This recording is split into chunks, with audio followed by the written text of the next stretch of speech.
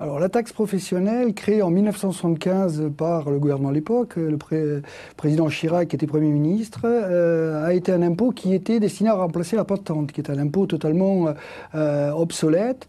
La taxe professionnelle, dès sa création, a entraîné des critiques fondamentales par son origine et son mode de constitution, puisqu'en fait, c'est un impôt qui porte sur les moyens utilisés par l'entreprise dans le cadre de son activité. Alors, les moyens sont quoi? Ce sont les bâtiments. C'était le personnel, on verra que ce personnel a été supprimé dans la base imposable et en tout état de cause, c'était aussi les biens d'équipement. Donc en examinant la constitution de la taxe professionnelle, on s'aperçoit que c'est un impôt qui, a priori, est un impôt anti-économique puisqu'il va porter sur les moyens de production et donc il va effectivement freiner les entreprises qui ont un fort investissement tant en matière de moyens matériels que de personnel. Alors, les principales réformes en matière de taxe professionnelle, il y a eu 27 plans de réforme globaux de la taxe professionnelle. Certains ont été mis en application, d'autres non.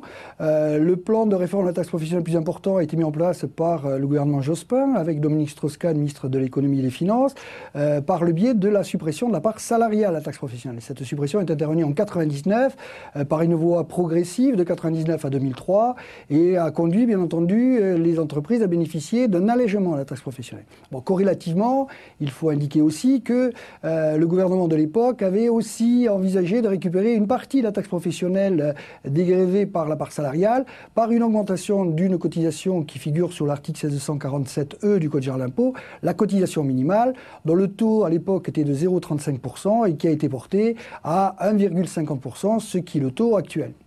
Alors, le président Sarkozy, dans son allocution télévisée du 5 février 2009, a annoncé qu'effectivement la suppression de la taxe professionnelle à compter de 2010. Alors, la taxe professionnelle a un handicap, c'est que c'est un impôt qui est calculé sur la base de l'année N-2. Donc, la suppression de la taxe professionnelle en 2010 entraîne obligatoirement une révision de la taxe professionnelle sur la base 2008, qui ont déjà d'ailleurs été ou qui vont être déclarées.